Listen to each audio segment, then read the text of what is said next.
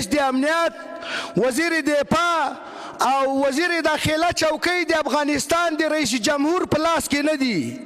تاسو وګورئ چې په دې 4 ولایتو کې جنگ شروع ده او د دوی د دې مشرانو بې کفایتۍ ته وګوره، لوی درستیز ته وګوره.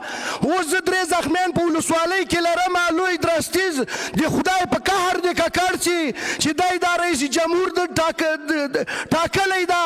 تلیفونونه یې بند دي، ټول وکیل صاحبان پې شهیدان دي. دغه 3 چوکۍ پلورل سوي دي. موږ نور د افغانستان ولس نه شهیدان کوو په دې باندې، په دې مشرانو باندې. دا بې کفایته مشران دي. رئیس جمهوره په دې کې لږ تجدیدي نظر وکړه. تا ته خلکو رایه درکړې ده. خلک نور مه شهیدان کوه، ښځې نورې مه کونډوه.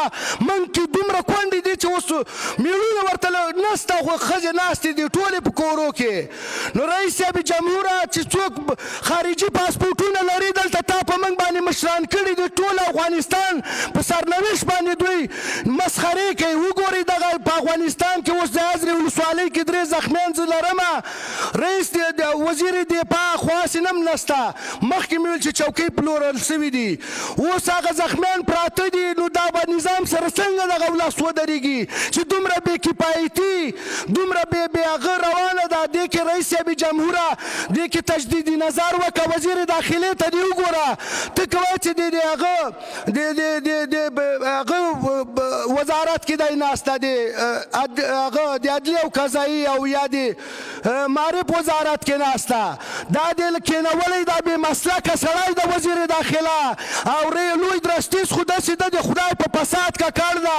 ټول مکتوبونه یې ورکړي دي خلکو ته، د غصب مکتوبونه یې ورکړي، د چور او چپاو مکتوبونه یې ورکړي دي.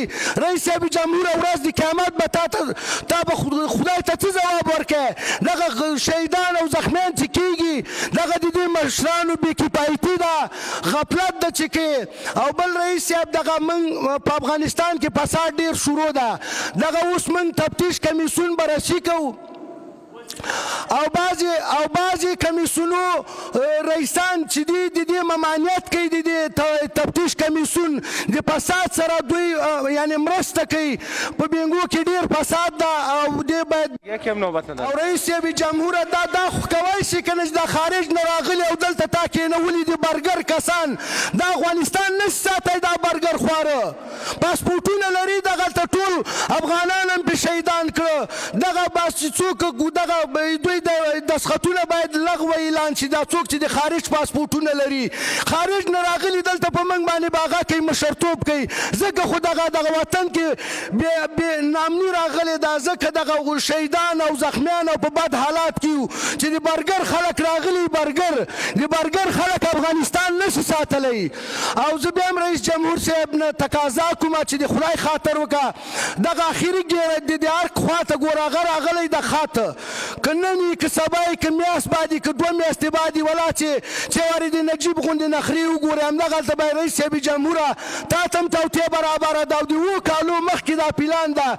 دا ټول د وزارت داخله د لوی درستیز د امنیت عمومي رئیس دا ټولې چوکۍ خارجیانو لاس کې دي. موږ خو پې خبرېږو که نه. تا ځان ډېر تشکر.